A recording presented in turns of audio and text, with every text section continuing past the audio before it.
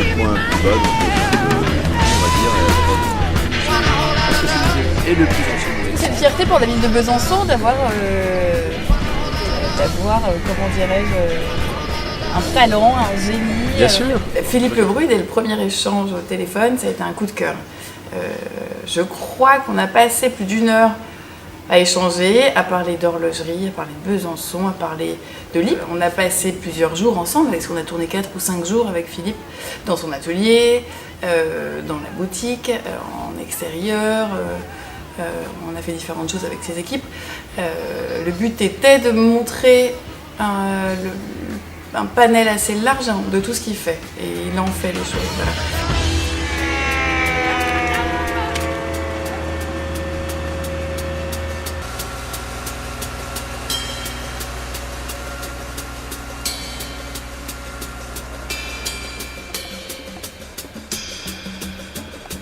C'est un personnage passionnant, c'est un personnage atypique dans l'horlogerie, qui va au bout de ses projets, au bout de ses idées. Moi je trouve vraiment que c'est un personnage très intéressant, en dehors du fait qu'il peut aussi être très drôle et qu'il est attachant.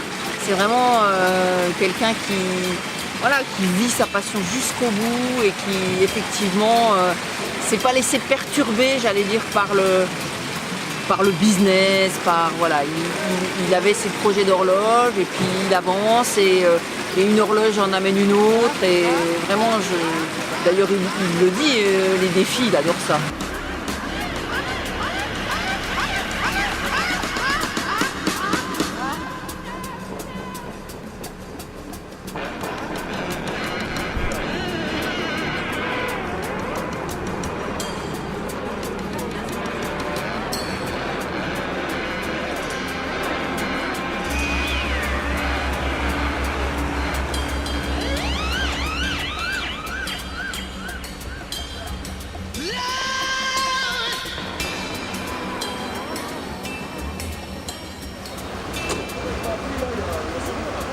Sérieusement ou Ah oui, oui, sérieusement. que je pense réellement de Philippe Lebru? Ah oui, oui. Qu'est-ce qu'on dit? Qu'est-ce qu'on pense réellement de Philippe Lebru? Il est fou. Il est jamais à l'heure.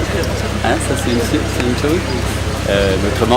Autrement il est génial parce qu'il a toujours des super idées et puis voilà, on arrive à faire des choses super sympas avec lui.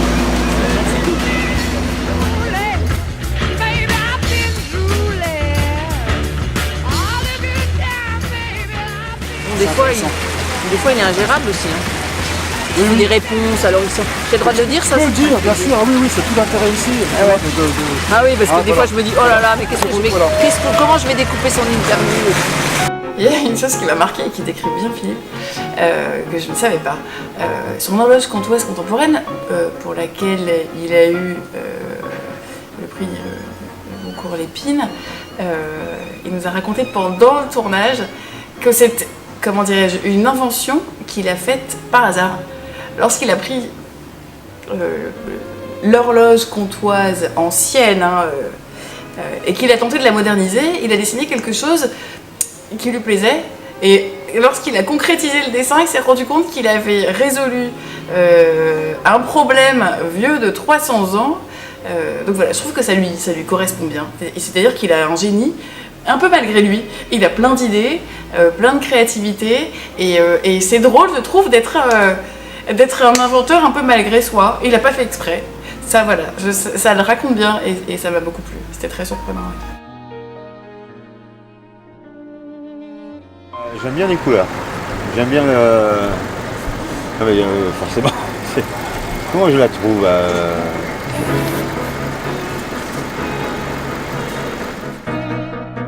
Bon après, moi je pense qu'il faut lui apprendre à faire des réponses Oui, plus courte. Je pourrais le coacher un peu.